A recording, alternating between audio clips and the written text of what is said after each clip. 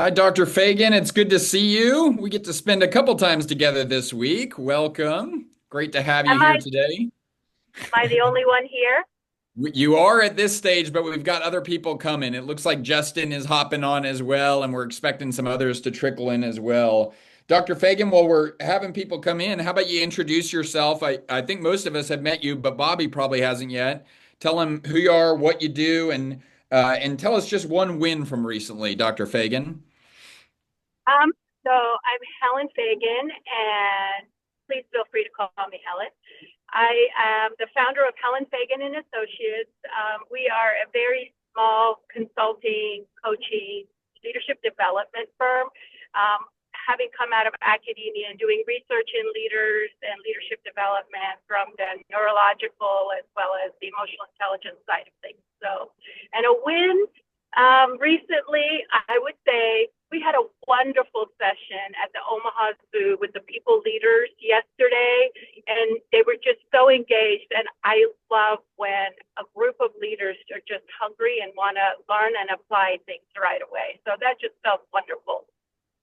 Love that. Very good. Very And good. my apologies for not turning on my camera. I am in the process of going to a place for an event that will start in about an hour and a half. I just thought if I get there early, I could park my car and listen intently. I love that. Very good. Very good. Well, Justin and Pedals, it's great to see y'all. If y'all are able to turn your cameras on, would love for y'all to do that. Justin, great to see you. Let's hear from you, Justin. What's one win from recently? One good thing that's going on in life or business recently? Great to see you. Good to see you too. Happy to be here, logging in from my phone today. Yeah, one good exciting thing is we just opened up a new cohort of discussion groups in a totally different vertical. So we're actually taking it into the single owner operator space, specifically around caterers. So we're trying a little micro niche approach, and we're getting some caterers together to help build out their AI strategies and optimize their business. So that's very exciting. Love that. Very cool, man. Love how you're leaning into the technology side of that too. Excellent. Well, we've got other folks coming on here. We also have a lot of note takers on here, so we're going to be taking really good notes today. I'm excited about today. I hope that y'all are as well. Bobby is a new friend of mine, but he's a longtime friend of Brian and Shannon's, and therefore a longtime friend of Owner. So just a little bit that I've learned about Bobby, he's kind of held leadership positions both in our nation's armed forces, serving in the military, but then also working in the ministry world and then also in the marketplace. In the past 5 years, he's started a coaching company called the Becoming Co. And here's the thing that I'm most excited about what Bobby's going to talk about today, and also what he's going to be kind of diving deeper into at the event in Jackson Hole here coming up in a handful of months. Is he kind of cast vision for this idea that it's like, man, the hardest and most crucial time for leaders often isn't at the bottom of the mountain whenever we're just getting started. It's certainly not at the top of the mountain when we've reached where we're going. Rather, it's in the middle when we're really exhausted. And it's in that middle spot that we have a proclivity to not make good, sound, wise decisions, but rather to react out of emotion. And so that's kind of the vision he's cast for this session. And what kind of we can expect from today is to get a really helpful framework for making sure we don't do that, but rather we engage with the middle in a really, really wise way. My challenge to y'all is going to be to listen, to absorb, to take notes, whether you're in a car or you're about to be home. I would encourage you to take notes, write down questions if you've got them. We'll be monitoring the chat to be able to engage with those as well. And then really more than anything, and this is coming straight from Bobby, I would challenge you to use this as a reset. He literally said, I do not want this to be a webinar where they lead with like 5 actions of things they're going to go implement or do. Rather, I want them to have space to think, to get a clear mind and a clear heart, and leave this with a greater sense of clarity and focus and presence for what they're doing moving forward and the role that they're called to moving forward. So with that, if y'all are in the chat, give me a game on if you're ready to go, ready to take notes, ready to listen, ready to reset. Give me a game on in the chat if you're good to go. And with that, Bobby, I'm going to hand it over to you. Feel free to share your deck and we'll jump into this. Amazing. Y'all give it up for Alex Judd, everybody.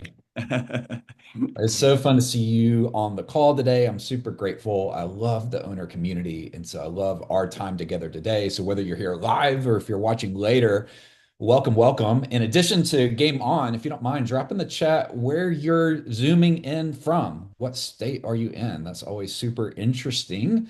Here in the South, I'm in the Nashville area today. We never know what season we're in. One day it's 85 degrees and sweating, and then it's cold again. So it's fun to see where you're from.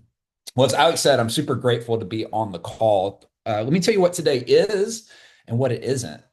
Today is not a business training in that sense. Today is not a bunch of to-dos that we're going to ask you to have done by Friday. It really is a reset. It's an opportunity for us, you know the phrase, to work on the business, not just in the business.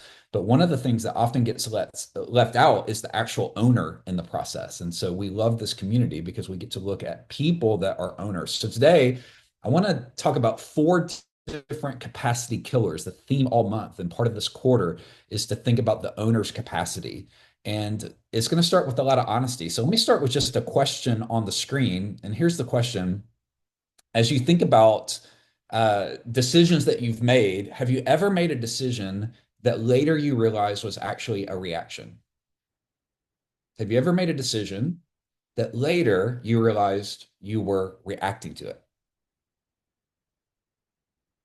So as we think about today, one of the things that I've seen owners wrestle with is wanting to quit. And sometimes owners quit because they haven't thought it through. They didn't pivot because they didn't have clarity. And so in those moments, what we've done, we've made permanent decisions based on temporary exhaustion. And we got to this place where we thought, I am done.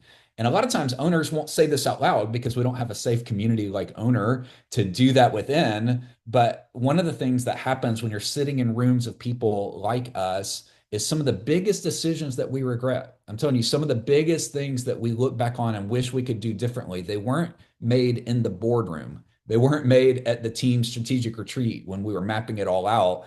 Oftentimes, the decisions we regret are the ones that we made in the middle of the night when we had what I call 3 a.m. brain, where your brain decides at 3 a.m., I'm going to wake you up and I'm going to remind you about all the things that you're stressed about and you can't do anything about it. It's usually in those moments when we're late at night, when we're tired, after we've had a long week, when our emotional tank is running on empty, and we get to this point where we just say, I can't do it anymore. I can't do it anymore.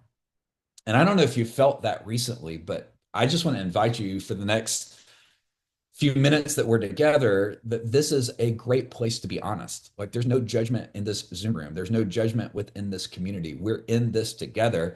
And so if you're in this season now, I would just say be open and honest about that.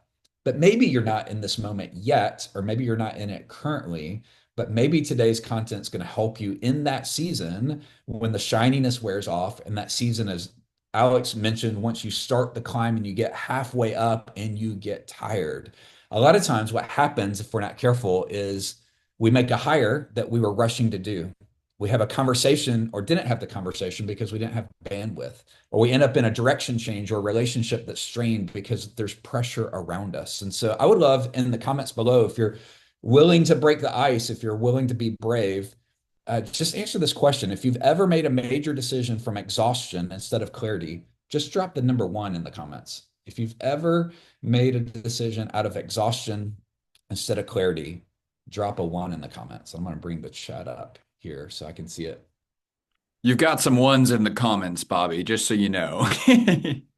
So take a look at the ones around you and be reminded you're not alone, right? Not one little bit. And the reason why I think that's so powerful is oftentimes as an owner, it's very, very lonely.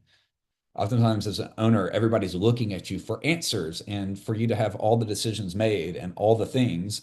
And so if you put a 1 in the comments, if you put a 1 in the chat, that's not weakness. That's not failure. That means that you're actually building something.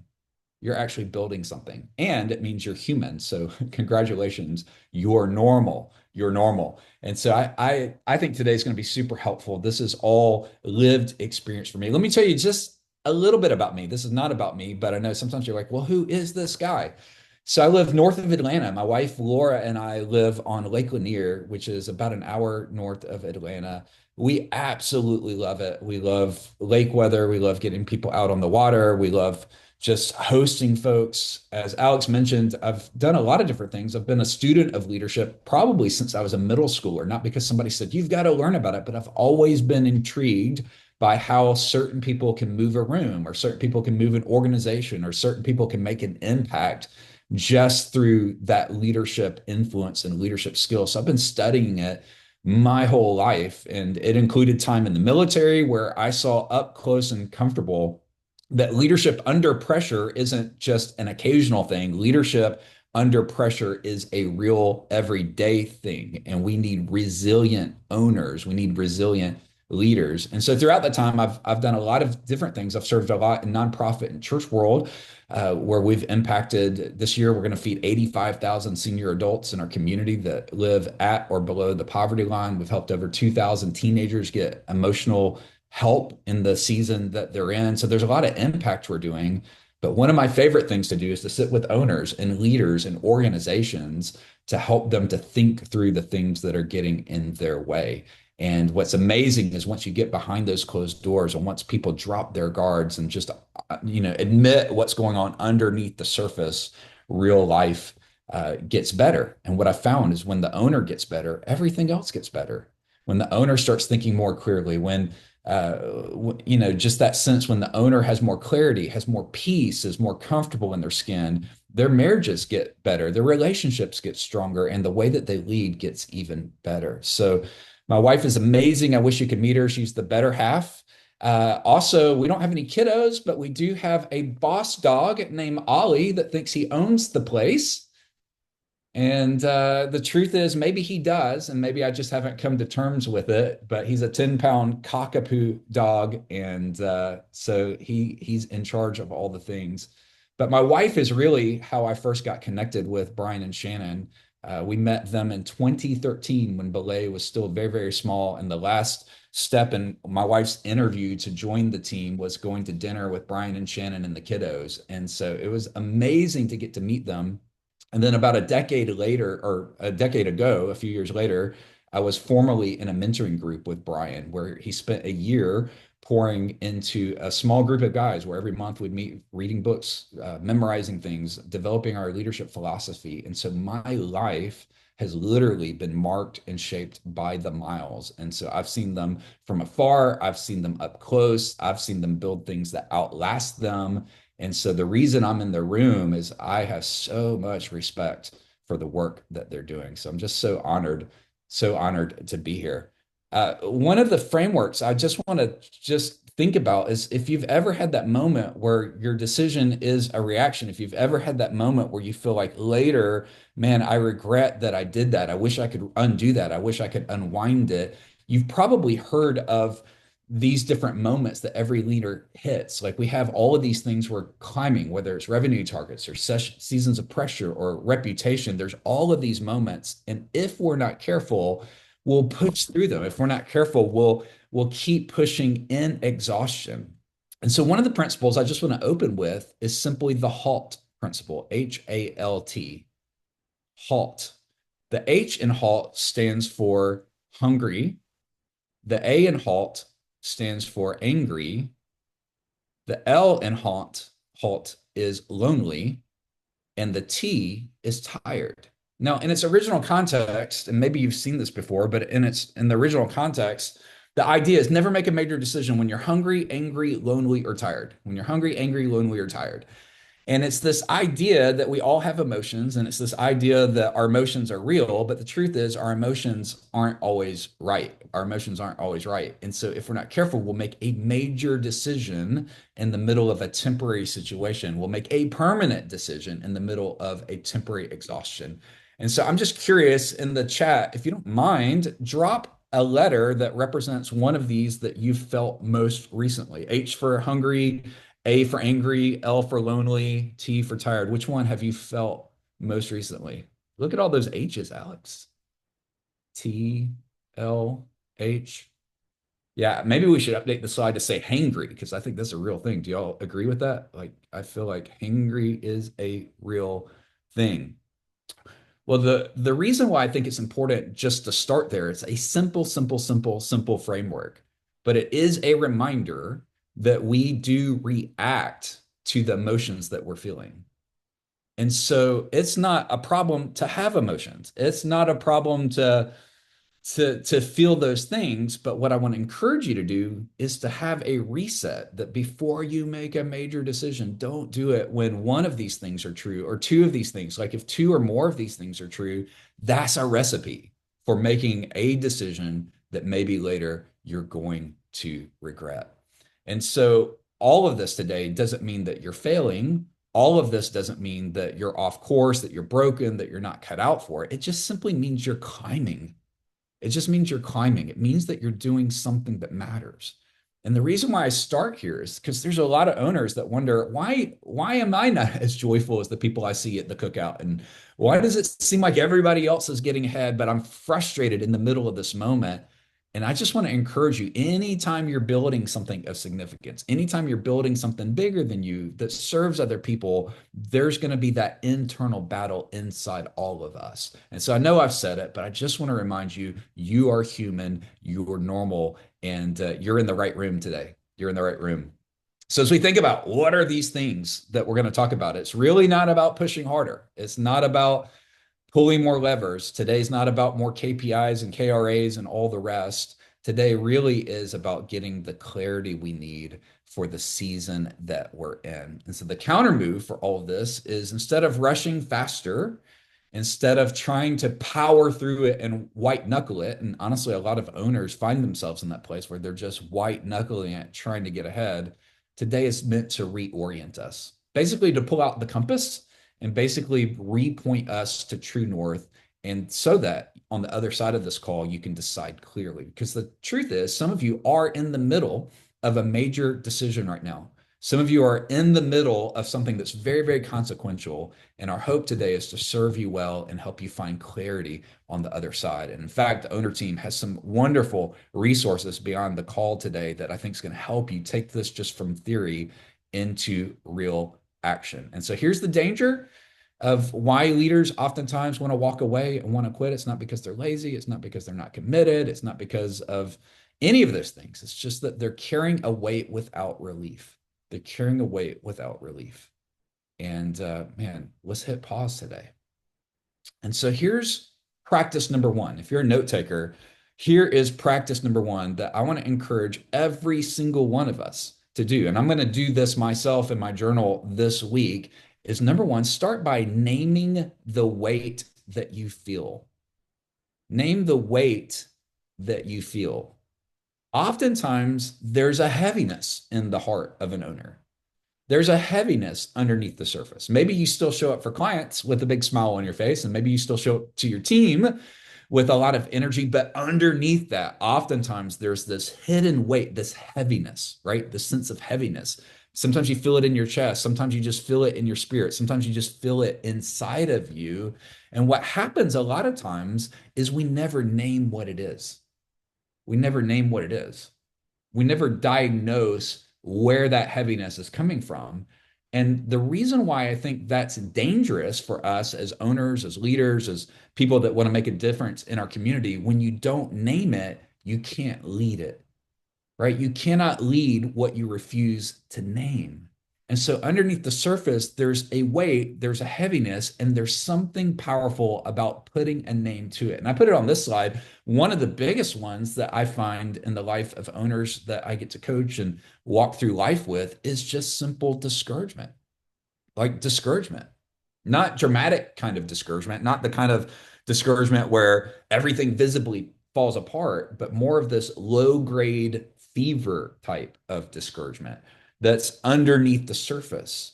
And here's what happens in the life of an owner with unnamed discouragement. It starts out small, right? It just starts out as a feeling. It just starts out as something underneath the surface. But when that feeling stays unnamed, it begins to grow. When you don't stop long enough to identify what are the things that are discouraging me right now, what are the things that are underneath the surface, it doesn't stay a feeling long. In fact, what often happens is that discouragement grows and it turns into doubt. And doubt is corrosive in the life of an owner. Discouragement says this is hard, right? So that's where it starts. This is hard. But what happens is doubt says, maybe I can't make this happen. Maybe I'm not capable. Doubt says, maybe I made a mistake. Doubt says, maybe everyone else can do something that I can't. And what happens over time is it starts out as discouragement, it leads to doubt, and over time, that doubt turns into sadness. It turns into sadness. This is the progression. Unnamed discouragement turns into doubt. Doubt turns into sadness. And most owners are somewhere in that chain right now. And so without naming exactly where we are, without naming how long we've been there, it just keeps growing. And so I just want to encourage you, don't quit because the discouragement stayed vague for too long and became something heavier. Right? When you don't name it, it begins to grow and fear begins to fill that space because fear always grows in ambiguity. Right? Fear begins to grow. It becomes bigger and bigger and bigger. Yeah, Gail, I love that. That's so great. Analysis paralysis, right? We get stuck in that moment and fear fills that space. One of the quotes that I love from Steve Jobs, this was a different context than what he meant it in, but I think it applies here. He says, simple can be harder than complex. You have to work hard to get your thinking clean to make it simple, but it's worth it because once you get there, once you get your thinking clean, you can move mountains. And I love that idea, getting our thinking clean, because I would fair to guess that all of us at times have stinking thinking. We have thinking that needs to be cleared up before we move ahead. So getting your thinking clean is helpful. To name it, that's helpful. It doesn't solve the problem, but it does interrupt that progression from discouragement to doubt to sadness. It puts an interrupter in there. And so I'd love, if you're open to it, to engage in the comments on this one. In the comments, I'd love for you to finish this sentence for me. The thing I'm not saying out loud right now is, and then fill in the gap, fill in the blank there. In the chat, if you don't mind, what is the thing that you're not saying out loud? Anybody?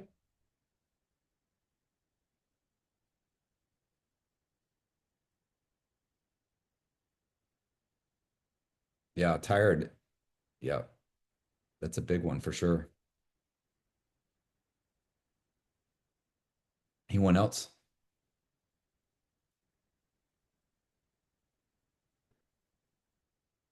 Yeah, that's a real one. Absolutely. Trying to carry it all by yourself. And that's what fear can do. Fear begins to cause us to think it's all about us. Let me tell you why I think this is a really important practice for us to think about is this. Sorry, I was trying to keep up with the chat. Y'all are moving fast. The reason why I think this is so important is because fear grows in ambiguity. And when you begin to name it, when you begin to label it, it begins to lose its grip. In other words, if you look at this picture, it's very, very foggy. There's no edges there. It's hard to attack that. But once you name it, you give it edges, and anything with edges can be solved for. Does that make sense? Once you put edges around it, once you begin to define it, it's that sense that once it moves from ambiguity to something tangible, you can put a game plan around it. I love what Ben wrote in The Hard Thing. When he wrote this book, he built and sold a company that was $1.6 billion. I think he did all right. And he wrote about what it actually felt like inside those growth years from the inside. He described the seasons when everything was falling apart at once. Cash was running low for him. Morale was collapsing. There's no clean answers on the horizon. And what made those seasons unbearable, he says, wasn't a single problem. It was that undefined dread, that undefined dread. And the moment he stopped trying to manage the fog and he started naming specific problems where he began to say, this is the crisis we're working on right now, things didn't get easier, but they became workable. Things didn't get easier, but they became workable. There's something powerful about that. And there's a lot of signs that we're not clear yet. Sometimes it's that low-grade dread that you can't explain. On Sunday nights, you have the Sunday night scaries where you're thinking about, here comes another Monday. Or sometimes it's when you keep replaying that same decision over and over and over again. You know you need to make it, but you just feel stalled out. That analysis paralysis. or avoiding getting quiet because you're afraid what might come up in those moments, or waking up tired. You're just exhausted, that bone deep exhaustion that no nap, no caffeine fix is going to fix for you. That urge to do something, just anything. And again, these aren't signs that you're failing, but they are signals. They are signals. They're signals to slow down and say, I want to get clear. And so for this practice, for this idea of naming it, there's a tool that's simply called name the weight. Name the weight. And I'm going to ask you at the end of the call, which tool do you want to give a try over the next week or so? You don't have to, you're not going to be forced to, but here's the idea behind this tool. Carve out 10 uninterrupted minutes this week. And I get it. Some of you are like, I don't know where I can get uninterrupted minutes. There's one lady that I coach that she's like, when I get home, I just sit in my car in the garage for about 10 minutes before anybody realizes I'm home because I want uninterrupted minutes. But here's the 3 questions of naming the weight. One is, what's heavy for you right now? Like, out of all the things, what is the heaviest thing that you're carrying right now? Or a second question is there something you've been avoiding? That nagging decision, that thing that, keeps coming up and keeps coming up, keeps coming up because it cost you something. Or question number 3, repeating, what problems keep following me because I won't name them? What problems keep See, here's the idea behind the tool, name the weight. I don't want you to jump to solutions yet. I don't want you to jump to, here's the 3 things that I could do yet. I don't want you to jump in yet. I want you just to get clarity, because clarity comes before clear action. And I get it. I'm just like you guys. Like I feel like there's a lot of things I'm meant to do in the world. I can sit with leaders all day long. I can help them solve big problems. I can authorize huge purchases. Like, I can do all of these meaningful things in my work. And then by the time I get home, I'm so tired. And this last week, my wife was traveling, and I literally would get home at night thinking, I don't even know what to eat tonight. Like, it's 7:30 p.m. And so I'm not proud to say this. So this isn't how I encourage you to live. I'm not proud to say this, but all day long, I was helping people navigate big decisions. And at 7:30 p.m., I'm asking ChatGPT, what should I have for dinner? Have you ever been there? It's like decision fatigue. I'm out of making decisions. And so I asked it, and it told me something like a frittata. I was like, I'm from Mississippi. I don't know what a frittata is. So I'm just going to go to Chick-fil-A and get a bunch of nuggets, right? And Chick-fil-A sauce, because Chick-fil-A sauce makes everything better. I think that's true. I don't know if that should be on the recording, but I do think it's true, right? I see those hearts. I see that, right? So here's the idea behind this first practice. It's just to name the thing, name the thing. Now, the temptation might be to jump to solutions. The temptation for a lot of owners, a lot of you are wired as what Colby would call a quick start. Like, you're just ready. You're like, okay, let's go, let's go, let's go, let's go. But I want to invite you into practice number 2 before you jump into action, to remember the story. To remember the story. The capacity killer, if capacity killer number 1 was that sense of disappointment and that sense of, I'm discouraged, then capacity killer number 2 is what I would call tunnel vision. Tunnel vision. Tunnel vision is that sense that everything is going wrong. What happens for a lot of owners is when you're in a tough season and you've been locked into that tough season for long enough that your field of vision begins to narrow, right? If you stay in that hard season for long enough, you lose your peripheral vision of everything else that's going on. And so you end up focusing. That's why it's called tunnel vision. You just see that thing in front of you, and you see that problem that's directly in front of you, right? You see it plainly, you see it clearly, and that could be great. But the danger is you can't see anything else around you.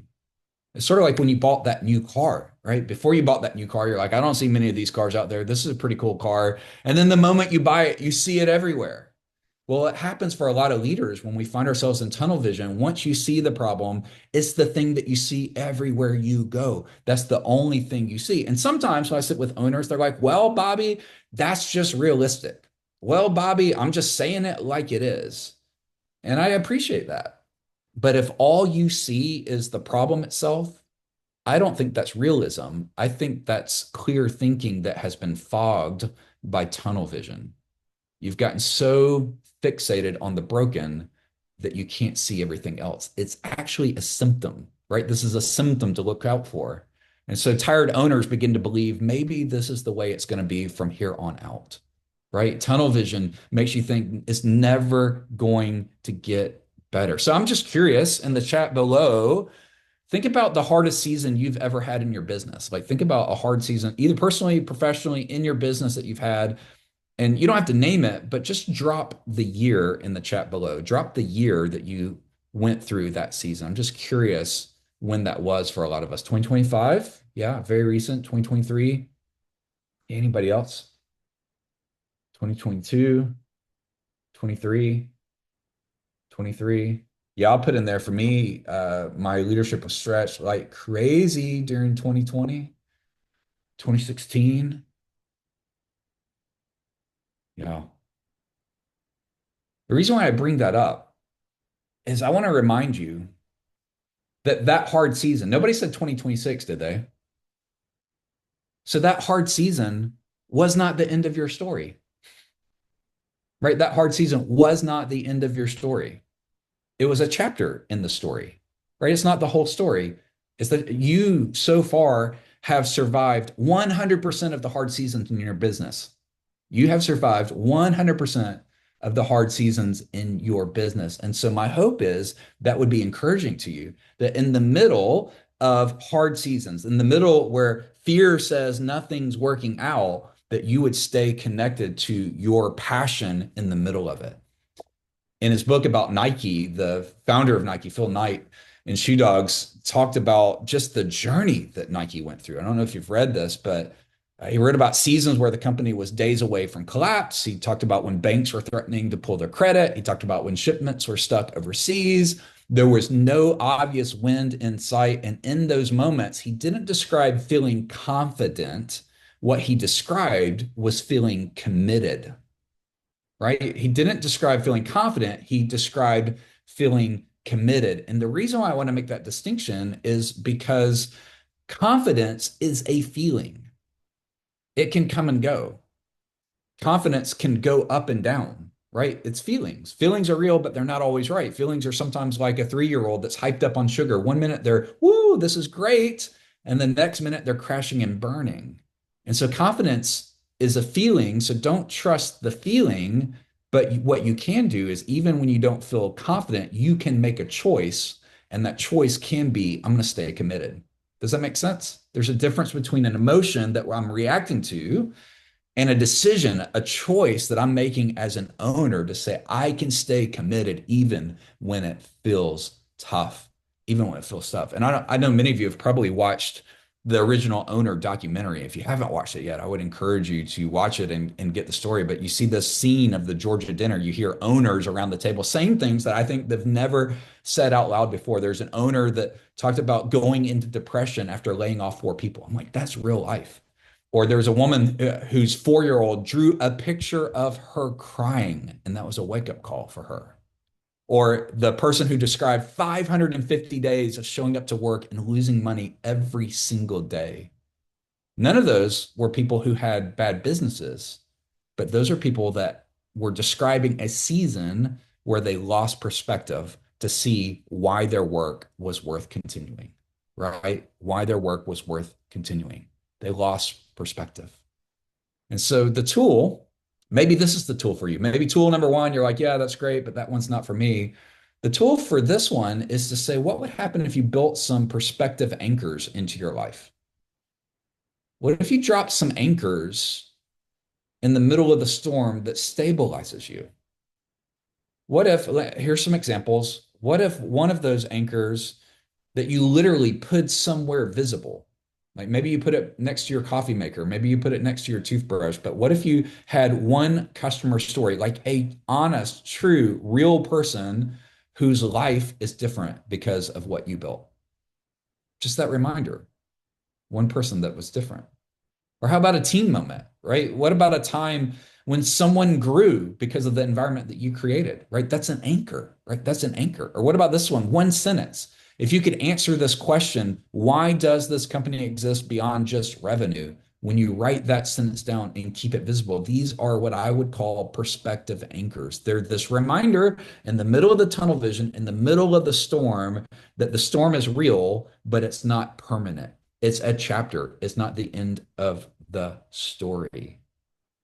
It's a way to remind us that we're still making a difference. It's a way to remind us that we're still serving people well. It's a way to remind us that we're making a difference even on the hard days. I don't know. Let me just ask in the chat, is that helpful? Like, give me a why if that is helpful to think about having a different perspective.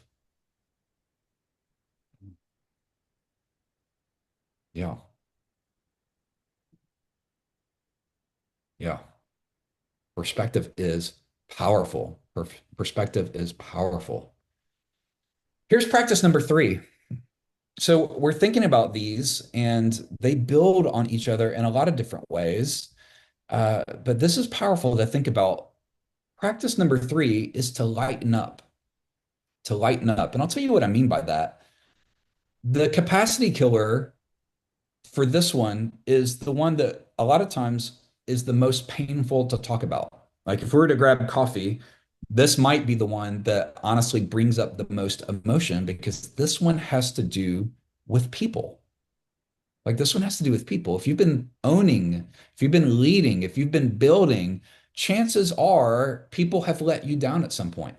If somebody's ever let you down, would you just put a Y in the chat? Like if you've ever felt let down by somebody on your team, somebody around, yes, yes, yes. And so maybe not for everybody, but for some of you, you've been lied to. Like maybe not intentionally, but it happened. Or maybe sometimes the people thing is that you've been cheated. Like someone took, somebody benefited from what you built and they took advantage of it. Or for some of you, you've just been disappointed by people that you hired, people that you trusted, people that you thought, man, I believe in them and we're going to be in this for the long haul. Something happens inside the heart of an owner when people disappoint us. People disappoint us. And it becomes very, very hard, right? It becomes very, very hard because of the type of owner you are, you don't see people as just cogs in the wheel. You don't see people as interchangeable parts. You see them as people you want to invest in, people you care about, something that you want to build for the long haul. And then at some point, people let you down. And that's hard. Like that is really, really hard. And the truth is it hurts a lot. And my guess is on this call, it hurts you more than maybe the average person out there because you actually care. Like the sign that you hurt or that symptom that you hurt means that you're human and that you actually care about people. And what that means is when somebody disappoints you, when somebody lets you down, it doesn't feel like a business problem, does it? It actually feels like betrayal. And I just want to name that. Like, I just want to name that because some of you are probably thinking about a relationship right now where you do feel betrayed or you do feel like somebody let you down.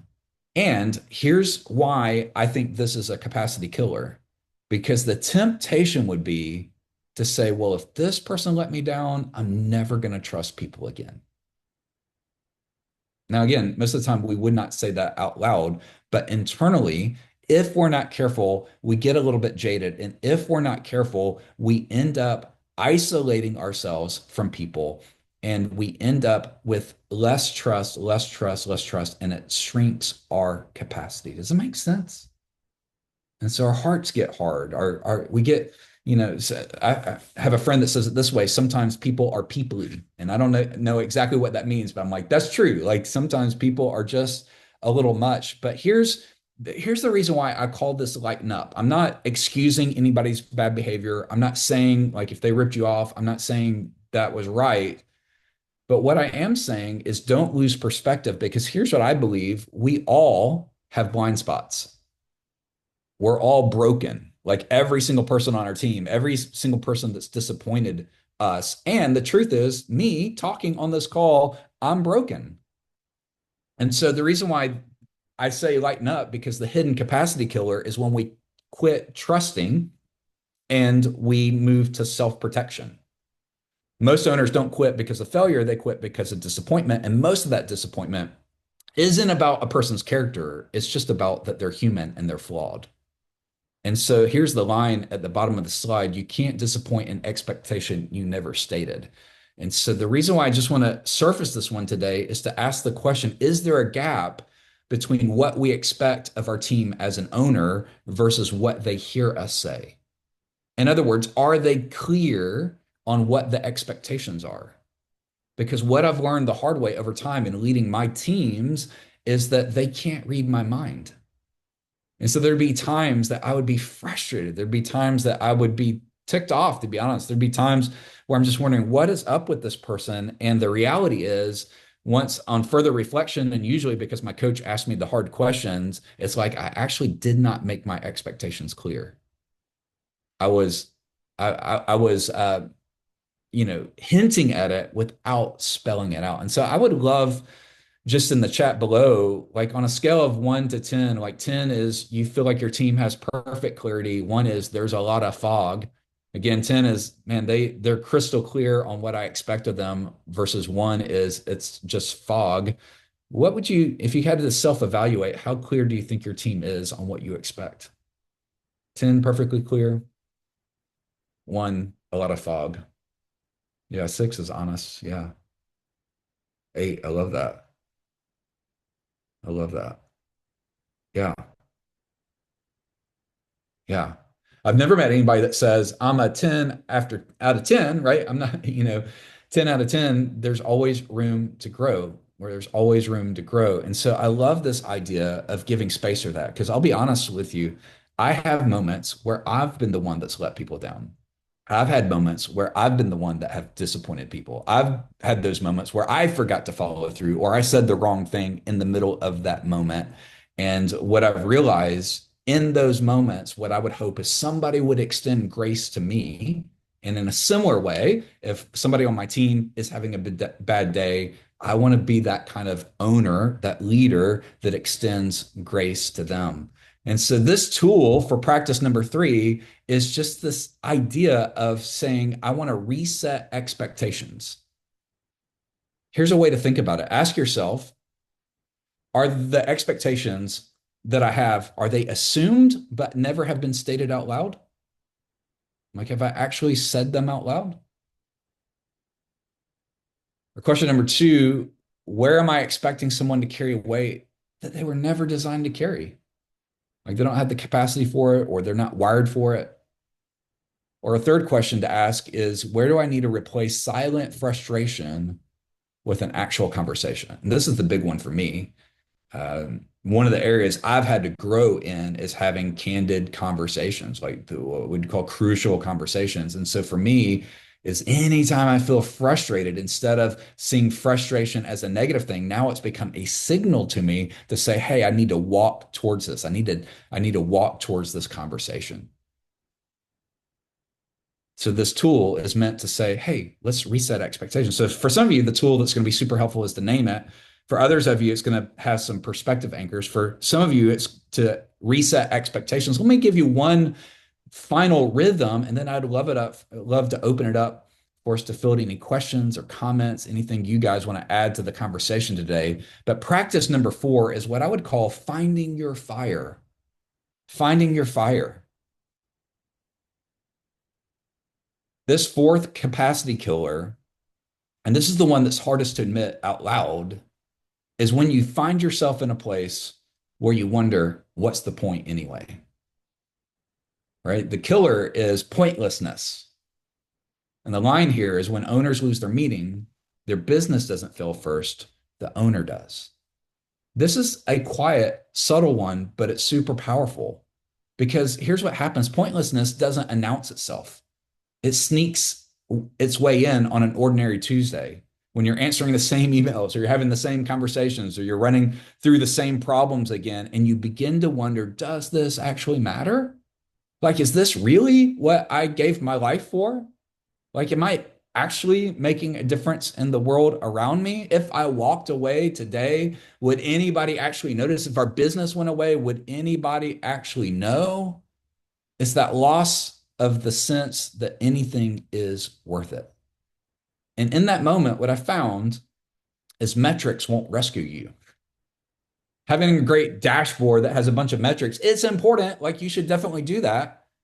But metrics aren't going to get you through it. what gets you through those hard seasons is reconnecting with the meaning behind what you do. Many of you know this name, Viktor Frankl. If you've never read his book, Man's Search for Meaning, it's a wonderful read. He was a psychiatrist who survived the Holocaust. And he said something that's never left me. He said, people endure extraordinary hardship, not because they're tougher than anyone else. They endure because they know why they're enduring. Like there's something powerful about knowing that there's a why on the other side of what you're doing. So I'd love in the chat below, what is something besides revenue that would say, this is why my business exists? Like what's something beyond just normal revenue goals? What is something you hope to accomplish, or what difference or problem do you hope your business solves, or difference your business makes? I'd just love for you to drop it in the chat for a minute.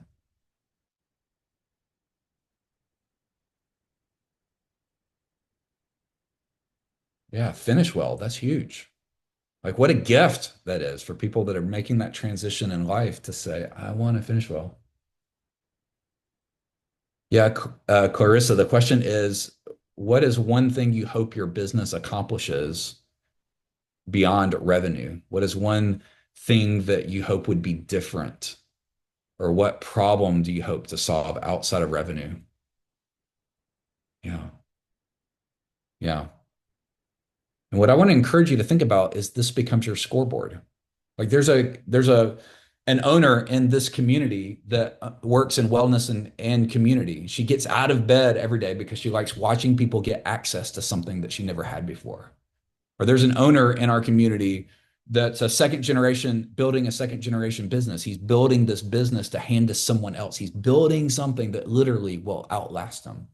There's a woman in our community who started her business to prove something, not to investors, but to prove to her kids. She wanted them to see what was possible when you refuse to quit. Like those become the scoreboard. Those become the dashboard. When you remember your why, you get refocused on the way. It becomes a compass. But when we forget our why, we lose our way. So this tool is meant to be super practical. It's the strategic pause. It's this sense of, in this moment, I'm going to pause. I'm going to pause. And when I pause, I'm going to name that weight. When I pause, I'm going to remember the story. When I pause, I'm going to lighten up. And when I pause, I'm going to find my fire. And the fire comes when you're reconnected with your why. What on earth are you on this earth for? What are those things that you are uniquely wired to not just make a little bit different, but you can make it better? Sometimes owners find themselves in despair. They're like, is it ever going to be good again? Is it ever going to be good again? Am I going to get to the other side of this? And I would just say, not only could it be good again, it could actually be better. Some of your best days on the other side of exhaustion. Some of your best days are on the other side of days that you wanted to quit. So my big encouragement on this call today is don't quit yet. Don't give up. Don't make a permanent decision based on temporary exhaustion. Don't quit. We need you. We need you in the climb. So I'd love to kick it over to Alex and just open it up. Alex, what would you add? What would you say? I know that you love this community as well. How would you say this lands for you and where we are as a community? Well, I don't know that I have anything to add. I took a bunch of notes, Bobby. I'd love to know, put a yes in the chat if that felt like a deep breath. Put a yes in the chat if that felt like a deep breath. That's what it felt like for me. So yeah, Bobby, man, I so appreciate the thoughtfulness and the nuance that you brought to this. I would love to know from y'all. So you kind of gave us four practices. I would love to know if you're going to do one, which one are you going to focus on? So put a one if the one that you're going to focus on is name it. Put a two if you're going to remember the story. Put a three if you're going to lighten up. And then put a four if you're going to find your fire and focus on that one. Which one are you going to focus on moving out of this call? Which one do you kind of want to dedicate your mind and heart to? Just put a one, two, three, or four. One and three petals. I like it. Thank you. Again, which one are you going to focus on out of this call? Yeah, Bobby, I so appreciate the thoughtfulness that you brought to that message and just the way Yeah, the way that you present a topic that I think can often, I think the word hidden is correct, can often go hidden, but is so necessary, particularly for business owners. Y'all know this, there's a lot going on in the owner community right now, and there's also a lot coming up in the owner community. Clarissa, we announced on the last workshop that the owner community did, has been named the executive director. And man, she's just doing such a great job. She's crushing it right now with all the new things that are being launched, the event coming up, everything that's going on with owner takeover if you haven't been in the safe harbor. So I'm going to hand it to Clarissa. She's going to share kind of some of the things that are coming up on the owner calendar, both for the folks that are on this call, but also for anyone that's watching this recording. So Clarissa, I'll hand it over to you. Thank you, Alex. Thank you, Bobby. Oh, guys, was that not incredible? I mean, I've seen the content and I knew what to expect, but I still got more than I was even expecting. So thank you so much for that. So relational. It hit it. Okay, so the first thing that I want to tell you is the Summit Within. If you have not heard about our live event, this is going to be in Jackson Hole, Wyoming. That is intentional because we want to put you in the mountains so that we can go on an adventure together. It's going to be a grand expedition. It is application only. We do have payment plans available if you're interested in joining us. Taylor's going to pop the link in the comments. Otherwise, hop on our website and you can find it there. But we would absolutely love to see you there. It's going to be 4 days of jam-packed activity. Don't want to tell you too much because I don't want to give it away, but you definitely need to join us for that if you are looking to be challenged. The second thing is we are a donation-based business that is on purpose. The reason why we did it on donation only is because we believe that every single business owner deserves the help without a barrier of payment. So what we have to offer with a donation is the Safe Harbor community. When you hop inside the Safe Harbor community, you receive a group of people that are just like you. And also we've got 3 seasons of episodes, 3 seasons of content in there where Brian and Shannon recorded all kinds of different topics. Each one comes with 8 episodes and a guidebook for you to self-guide yourself through. Those in itself value at thousands of dollars, and it is completely for you at a donation. And then Taylor's my marketing manager. She's in here. But we work really hard to make sure that we also post things like the owner takeover, which Alex just mentioned that Bobby has been doing for us. And then we bring in other business owners to kind of take over the community and give you guys some thought nuggets, which I'm ordering nuggets after this. Thank you so much. But not physical nuggets, the thought nuggets inside the community, just to keep your brain going, make sure that you feel seen and you feel loved. So find out more about that. Taylor's going to put the link. And then the last thing is I want you guys to be at the next event with another business owner. His name is Grant Baldwin. It is June 17th at 1 p.m. And you can actually go ahead and secure your spot for that now. This is our mission. Our mission is to give you outlets just like this. This is a free event.